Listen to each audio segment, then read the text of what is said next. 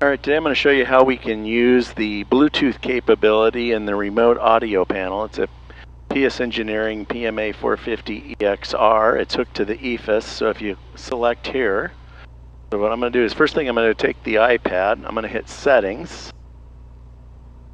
I'm going to then go down. Okay, notice it says BT100. It'll actually show two. There's BT1000 and BT2000. The audio panel actually has two inputs. That way a passengers or pilot can actually listen to different Bluetooth. So I'm going to go ahead and select BT1. The iPad will connect and it'll move it up to here, and you only have to do that one time. You don't have to do it every flight. So you can see here it says BT1 that it's connected. So we're done here. So what I'm going to do is we'll select music here. We select a song, now playing music.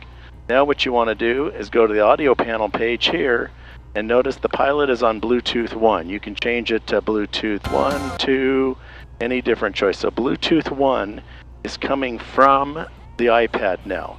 And the volume is actually is controlled on the iPad. So you can turn it up here. I'll go ahead and turn it off. So that's as easy as that.